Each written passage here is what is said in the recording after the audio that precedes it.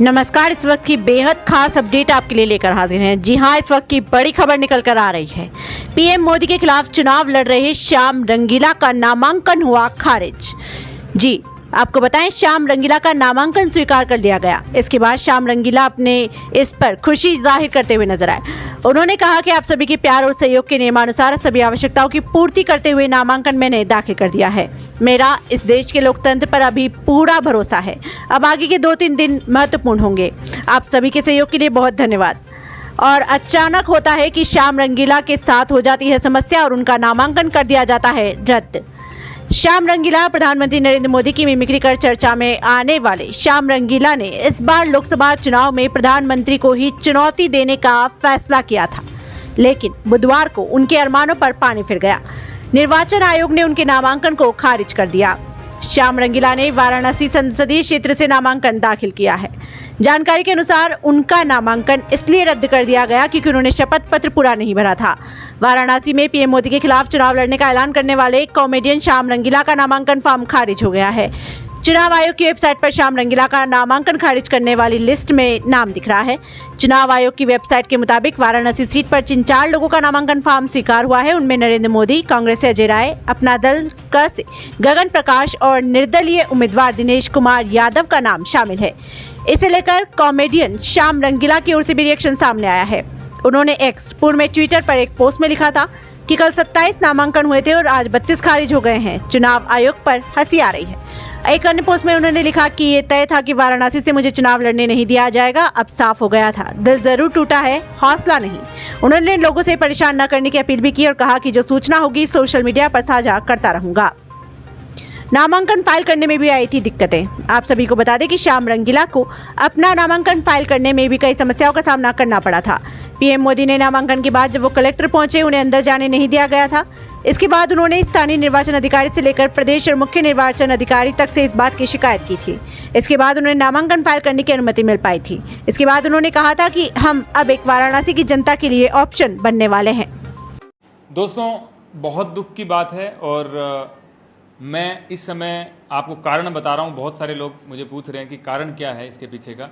कारण मैं ये बता रहा हूं कि हमें एक एफिडेविट के लिए बोला गया था और एक शपथ जो है ना, ओथ, वो उसमें नहीं टिक लगाया उन्होंने कि इसमें आपने शपथ नहीं ली है।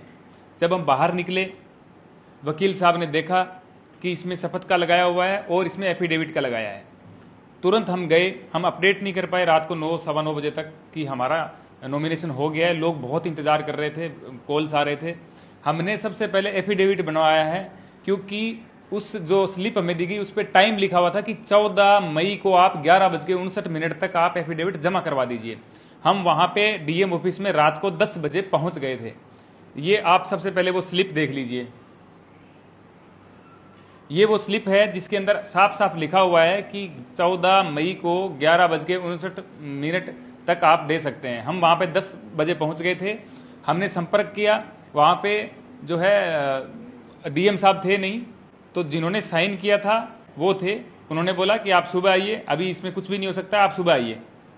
तो हम वहां पे इंतजार करते रहे। अब ये जो वीडियो मैं आपको दिखा रहा हूं, ये वहां पे बनाया हुआ है और लगभग ये 10 बजे के करीब का वीडियो है। आप ये वीडियो देख लीजिए। हाँ, डीएम साहब आ जाते हैं, डीएम साहब से बात हम लोग करेंगे। तो सर कुछ तो होना चाहिए ना कि 9 बजे यहाँ पे 10 बजे आए थे, कुछ तो होना चाहिए ना। मैं तो उधर कर रहा हूँ सर, आप इधर हट जाओगे तो मैं इधर की कर लूंगा, ऑफिस की कर लूंगा। मेंटेन हुआ नहीं है, यही समझ। एक बार फोन का एक बार बटन दबाइए, लॉक वाला, टाइम डेट देख लेते हैं। टाइमिंग वाला वो कर लीजिए। टाइमिंग तो आता है ना, जिससे हाँ आ जाता है अपने आप, लेकिन इसमें फिर भी दिखा देते हैं। डीएम को फोन मिलाने में नहीं होता, वो नहीं, वो आ ही नहीं रहा ना।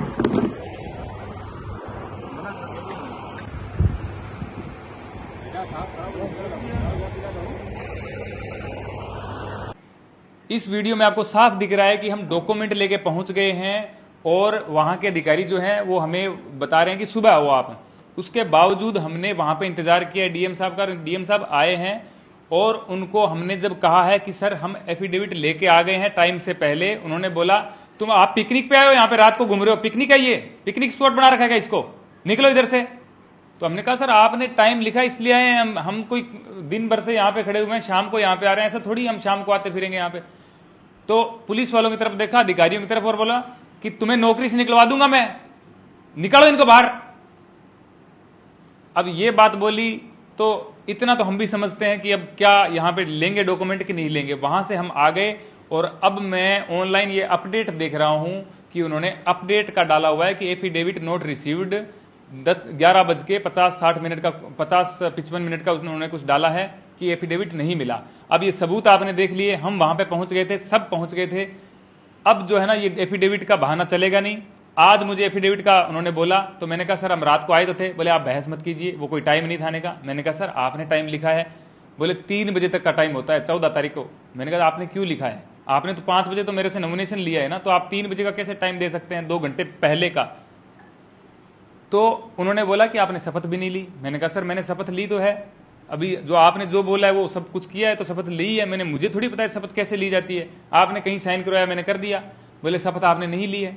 मैंने कहा सर आप मुझे बताएंगे तो मैं ले लेता, मैं मना थोड़ी करता शपथ के लिए। कुल मिलाकर के उन्होंने ये बता दिया कि अब आप बहस मत कीजिए, आप जाइए यहां से। और वहां से हम भारत माता की जय के नारे लगाते हुए बाहर निकले और धन्यवाद किया डीएम साहब का और बाकियों का, और हम वहां से आ गए। उसके बाद मीडिया बाइट दी है जो आप सबने देखी है। अब जो मुझसे कारण पूछ रहे हैं तो इसके पीछे का यही कारण है। अब आप तय कर लीजिए कि हमारे डॉक्यूमेंट कम थे या क्या चीजें कम थी या कुछ गलत था, तो वो सुधार किया जा सकता है, उसमें समय मिलता है। हमने विद इन समय के अंदर वहां पे प्रोवाइड करवाए डॉक्यूमेंट, लेकिन कोई रिसीव करने वाला नहीं था और उसको एक पिकनिक स्पॉट हमारे लिए बना करके उन्होंने डांट के भगा दिया। ये सच्चाई है। रात का वीडियो रिकॉर्ड किया हुआ इसीलिए किया हुआ है कि मुझे पता था कि ये होगा, इसलिए मैंने रिकॉर्ड किया। तो अब आप सब देख चुके हैं।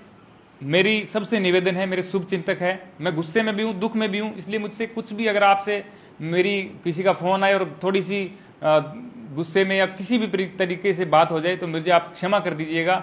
मैं उस हालत में नहीं हूं जैसा मैं पहले था। मेरा आपसे निवेदन है कि एटलीस्ट एक दिन 24 घंटे मुझे दीजिए, मुझे कॉल मत कीजिए। मैं जो भी अपडेट होगा, जैसे ये वीडियो डाला है मैं वैसे ही डालता रहूंगा। मुझे सबने सहयोग दिया है, आगे भी आपका सहयोग चाहूंगा। बहुत बहुत धन्यवाद।